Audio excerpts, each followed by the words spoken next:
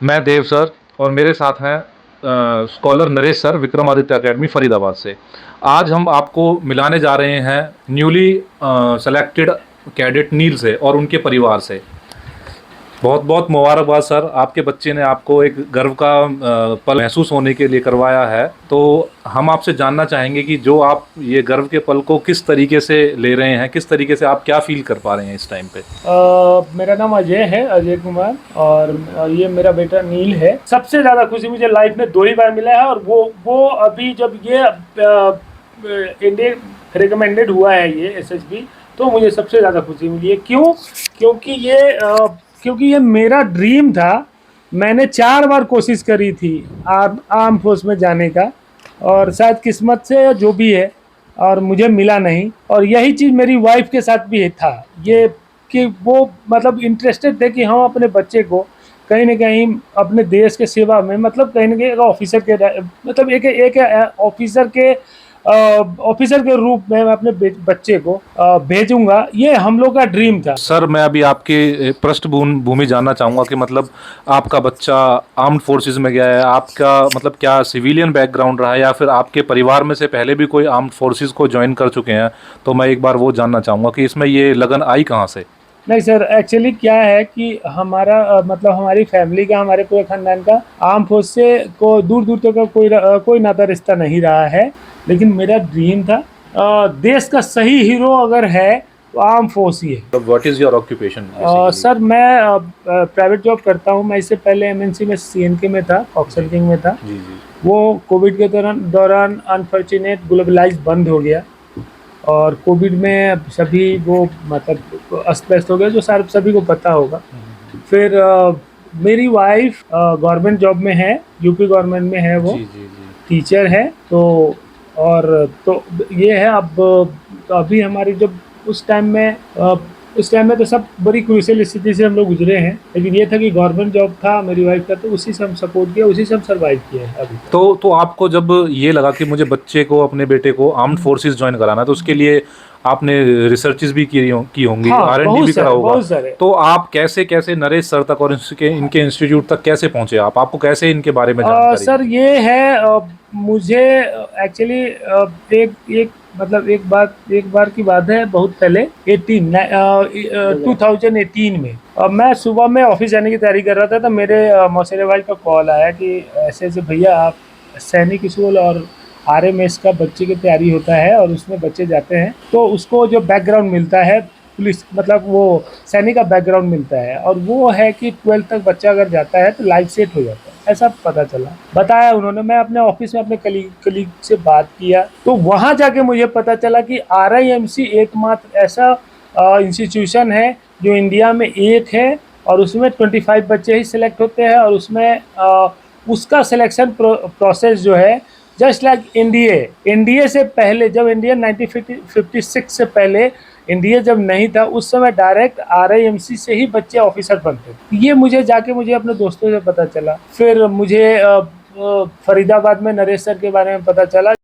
फिर मैं वहाँ जाके सर से मिला, तो वहाँ जाके मुझे ब्रीफली नॉलेज मिला कि आरआईएमसी क्या है और सैनिक स्कूल क्या है, एंड आरएमएस क्या है, राष्ट्रीय मिलिट्री स्कूल क्या है। तो जैसे कि बड़े नाजों से अपने बच्चों को माँ बाप पालते हैं, तो जब आपको वहाँ पता चला कि आपको वहीं सर के पास इनको छोड़ना पड़ेगा हॉस्टल में, तो क्या मुसीबतें आपके सामने आई, क्या आपको लगा कि बच्चे को दूर कर रहे हैं, और फिर कैसे उन मुसीबतों का आपने सामना किया, कैसे आपको एक सुख चैन मिला कि हाँ हम अपने बच्चे को वहाँ पे छोड़ सकते हैं। देखिए सर, बात यह है कि जीवन में ना हर एक चीज़ आसानी से नहीं मिलता है। और वैसे भी ना हम लोग बेसिकली बिलोंग्स बिहार से करते हैं, और बिहार से हम एक तरह से यहाँ पे अभी रह रहे हैं, तो एक तरह हम प्रदेश में ही रह रहे हैं, और कोई चीज़ भी ना बहुत आसानी से मिलता नहीं है। ये है, अक्सर माँ बाप में ये डर होता है कि बच्चा हमसे दूर जाएगा, कैसे रहेगा, कैसे हम रह पाएंगे। तो उसके चक्कर में मतलब माँ बाप भी बच्चे को दूर नहीं भेजते हैं, तो वो एक कहीं ना कहीं उसके कैरियर के साथ सैक्रिफाइस करते हैं।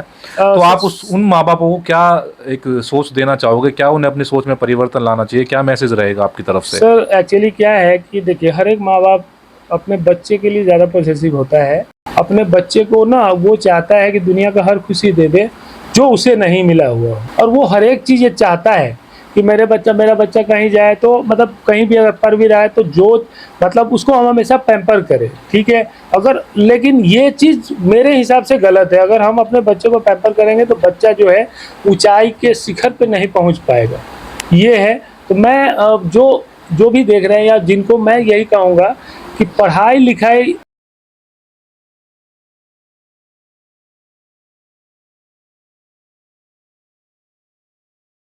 कि बेटा कुछ भी करना रियल लाइफ में जो तुम्हारे रिश्ते नाते में कभी भी ना झूठ का सहारा नहीं लेना चाहिए, कुछ भी नहीं होना चाहिए। ये सर। धन्यवाद सर।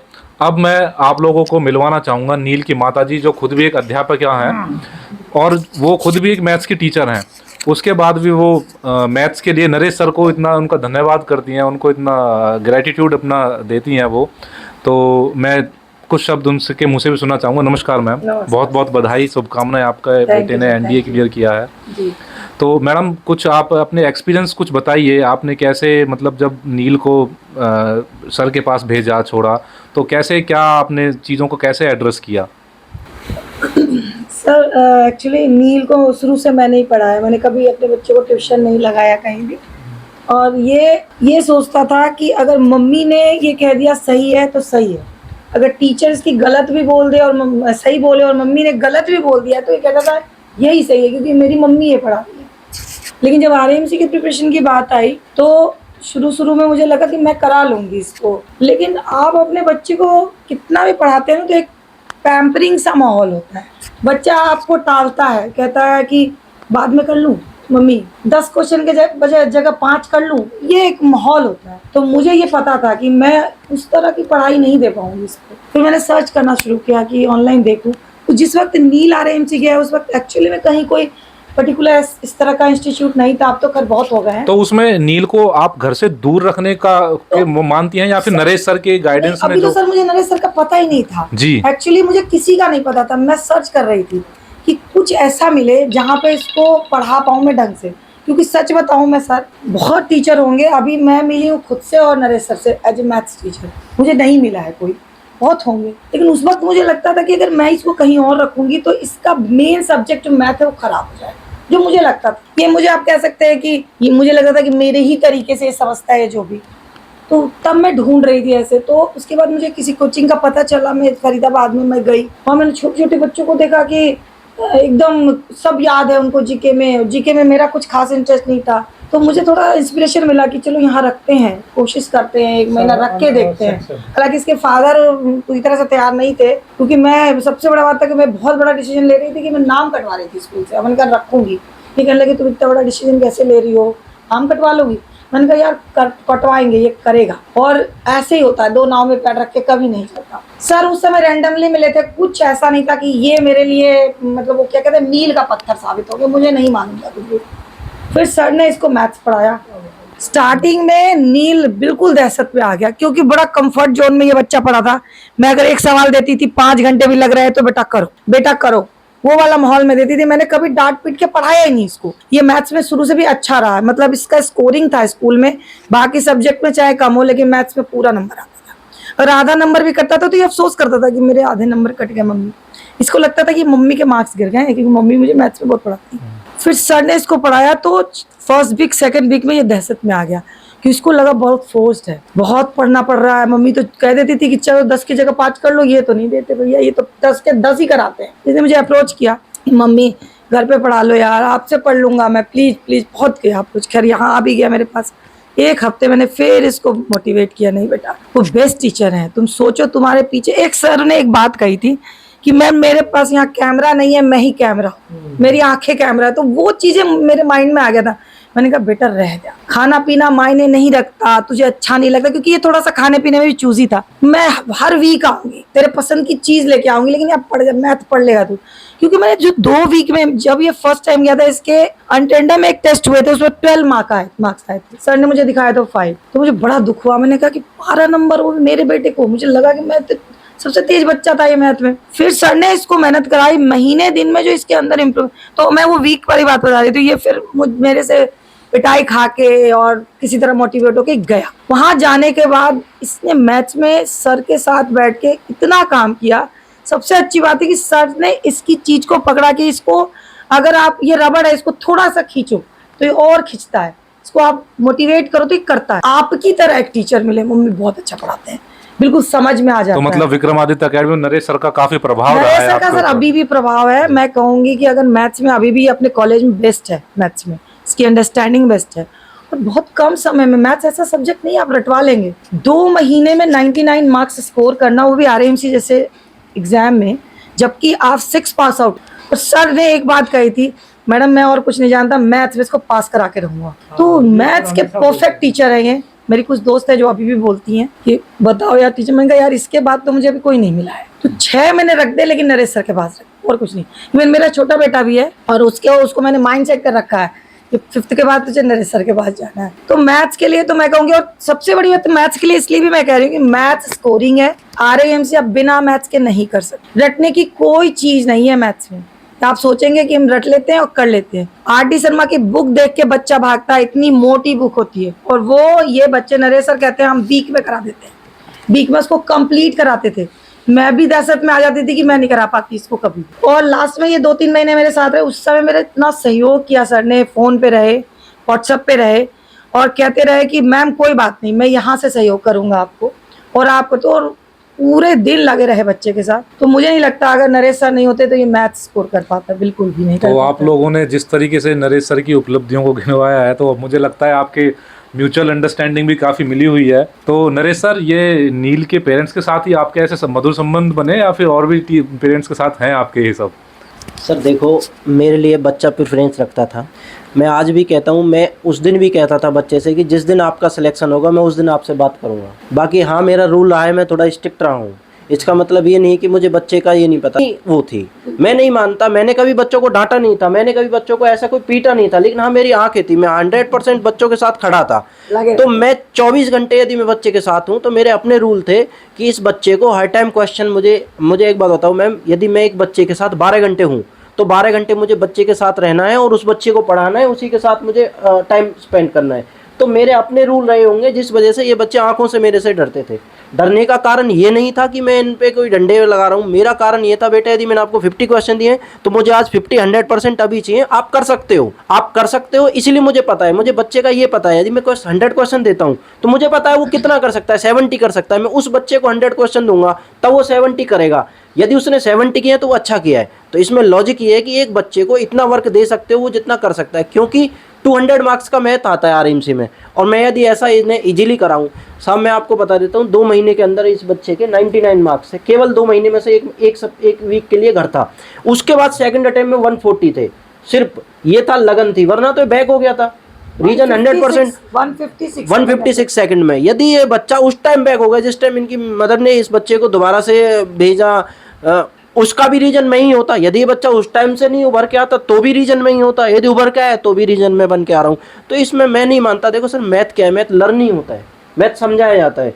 आप बच्चा 12 बजे है, बच्चा 12 बजे के दिमाग में बच्चा मैथ कर रहा है, यदि उस टाइम आपने उसको मैथ का क्वेश्चन सॉल्व नहीं कराया तो उस टाइम उसको नींद आ जाएगी। यदि आपने उसी टाइम उसका डाउट क्लियर कर दिया तो बच्चा 3 बजे तक पढ़ाई करेगा, क्योंकि मैथ एक ऐसा सब्जेक्ट है, जैसे आप डॉक्टर के जाते हो आपको ग्लूकोज लगा दिया जाता है, दवाइयाँ बाद में चलेंगी, तो ये मैथ ऐसा है। आप जाएंगे किसी भी एकेडमी में, सबसे पहले मैथ का इंजेक्शन दिया जाता है, आपको वो ग्लूकोज दे दिया, मतलब आपको ये एक्सरसाइज करनी है। आप समझते हैं सर, ये एक इस तरीके से इसको बच्चे को करने में दिक्कत भी नहीं होती है।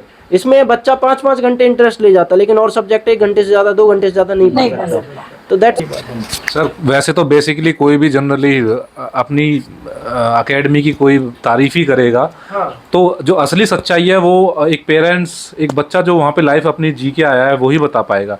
तो मतलब ये तो एकेडमिक्स में आपने सारी बातें मैं एक बताई। बात बोलूंगी, आरआईएमसी मायने नहीं रखता कि आरआईएमसी में बच्चा जा रहा है इसीलिए आप विक्रमादित्य एकेडमी। आपका बच्चा कुछ भी करना चाहता है, कुछ भी करना चाहता है आपका बच्चा, तो आपको बेस तो देना होगा। बेस देने के लिए ये एकेडमी, बेस देने के लिए आपका बच्चा मेडिकल करना चाह रहा है, आईआईटी करना चाह रहा है, नेवी में मतलब डिफेंस में जाना चाह रहा है, सबसे पहली चीज है बेस। अगर आप कहते हैं कि शुरुआती दौर में अगर बच्चे को नहीं सिखाते हैं तो बाद में आप सर पीट के रह जाएगा, नहीं सीख सकता। वो नींव जो रखता है ना, वो रखते हैं सर। नहीं, ये तो वो मैडम एक वे ऑफ टीचिंग है, वे ऑफ लाइफ बना देते हैं।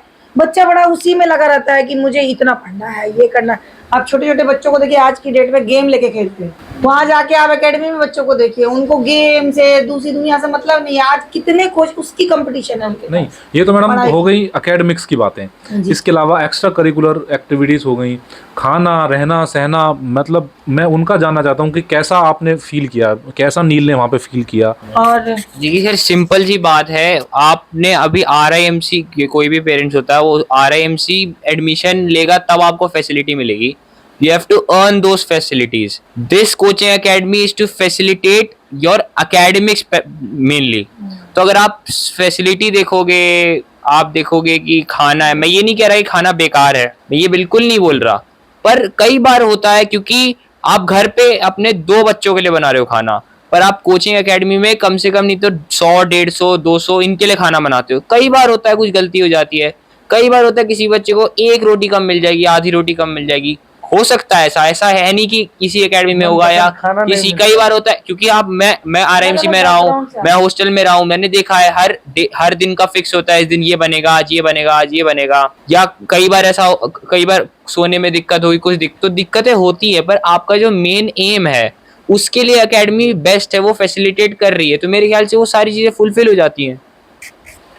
बहुत बहुत धन्यवाद आप लोगों का हमसे रूबरू होने के लिए, और आपको फिर से बहुत बहुत शुभकामनाएं, बहुत बधाई। आपका बहुत बेटा धन्यवाद। आगे निरंतर बढ़ता रहे। बहुत बहुत धन्यवाद।